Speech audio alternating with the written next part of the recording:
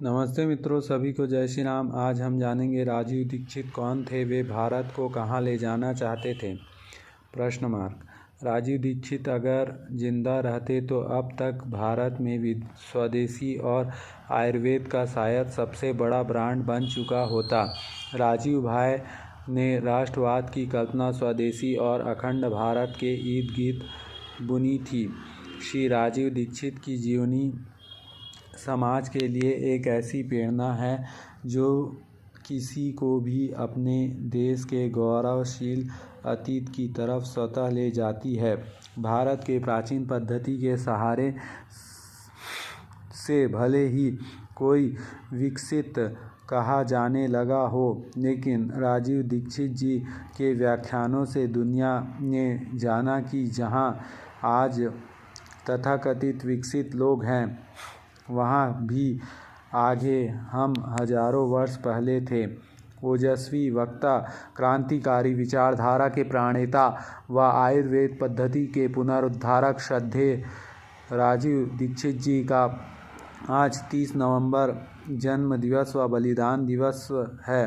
परिचय। 30 नवंबर 1967 यूपी के अलीगढ़ में राधेश्याम दीक्षित और मिथिलेश कुमार के घर एक बच्चा पैदा हुआ जिसे उन्होंने राजीव नाम रख दिया। शुरुआती पढ़ाई वैसे ही हुई जैसे यूपी के किसी मिडिल क्लास फैमिली के बच्चे की होती है, लेकिन इलाहाबाद में बीटेक करने के दौरान राजीव को उनका मकसद मिला, जहां अपने टीचर्स और कुछ साथियों के साथ राजीव भाई ने आज़ादी बचाओ आंदोलन शुरू किया।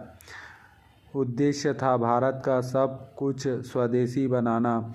आईआईटी से एमटेक करने के बाद राजीव भाई ने कुछ वक्त तक सीएसआईआर में काम किया। बताते हैं कि इस दौरान उन्होंने डॉक्टर कलाम के साथ भी काम किया। यहाँ से निकलने के बाद राजीव भाई की ज़िंदगी का एक ही मकसद था, राष्ट्र सेवा। इसके मायने पैमाने और तरीके उनके खुद के ईजाद किए हुए थे और वो यही कहते थे। श्री राजीव दीक्षित का राष्ट्रवाद। राजीव भाई का मानना था कि भारत का पूरा मौजूदा सिस्टम पश्चिमी देशों को पिछलंगू है, जिसे बदलने की ज़रूरत है। भारत के एजुकेशन सिस्टम को मैकाले की देन बताने वाले राजीव भाई के मुताबिक एजुकेशन के लिए गुरुकुल सिस्टम बेस्ट है। यहाँ की जुडिशरी और लीगल सिस्टम अंग्रेजी के बनाए हुए कानून की फ़ोटोकॉपी जैसा है, जिसके कई कानून भारतीय का अपमान करने वाले हैं और इसे बदला जाना बहुत ही ज़रूरी है। इकोनॉमिक सिस्टम के बारे में राजीव का मानना था कि देश का टैक्सेशन सिस्टम डिजिटलाइज्ड कर दिया जाना चाहिए, क्योंकि यह देश में भ्रष्टाचार का जड़ है। इसका दावा था कि देश का 80% टैक्स रेवेन्यू नेताओं और ब्यूरोक्रेट्स के हिस्से में जाता है। भारत के बजट सिस्टम को ब्रिटेन से प्रेरित बताने वाले राजीव 500 और 1000 के नोट बंद कराने की सलाह देते थे। इनके हिसाब से लिबरलाइजेशन, प्राइवेटाइजेशन और ग्लोबलाइजेशन भारत के सबसे बड़े दुश्मन हैं, जो भारत को आत्मघाती स्थिति में ले जा रहे हैं। राजीव भाई कहते थे कि देश के विचारकों ने खेती के क्षेत्र में पर्याप्त काम नहीं किया, जिसकी वजह से आज किसान खुदकुशी करने को मजबूर हैं। विदेशी कंपनियों को देश से बाहर करना। भारत में राम राज्य स्थापना करने के धूर समर्थक राजीव भाई के मुताबिक भारत में मेडिकल सिस्टम को आयुर्वेदिक आधारित किए जाने की ज़रूरत है, क्योंकि एलोपैथिक सिस्टम शरीर को नुकसान पहुंचाती है और साइड इफ़ेक्ट देती है और इससे पैसा विदेश चले जाता है। उनके मुताबिक विदेशी कंपनियों को भारत में बिजनेस करने का अधिकार नहीं होना चाहिए, क्योंकि इससे अर्थव्यवस्था कमज़ोर होती है, देश का पैसा बाहर जाता है। विदेशी कंपनियां घटिया माल बनाकर भारतीयों को बेचती है और भारत का पश्चिमीकरण हो रहा है।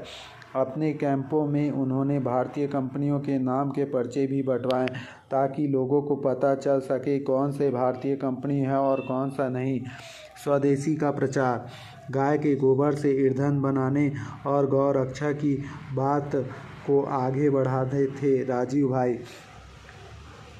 एम.टेक करने के बाद उन्होंने पूरे देश में घूम घूम कर स्वदेशी का प्रचार किया। राजीव भाई ने 13,000 से ज़्यादा व्याख्यान किए, जिसके बाद उनने 6 लाख से ज़्यादा समर्थक होने का दावा किया था। अपने व्याख्यान में ये भारत के शानदार इतिहास का जिक्र करते हुए सब कुछ स्वदेशी रखने का आग्रह करते थे।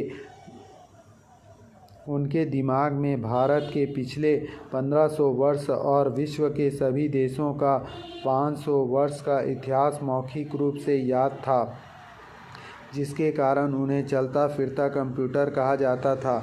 उनका निधन 30 नवंबर 2010 को छत्तीसगढ़ के भिलाई में हुआ। उनकी असामाजिक मृत्यु कई ऐसे सवाल छोड़ गई है जो आज भी जवाब को प्रतीक्षा में हैं।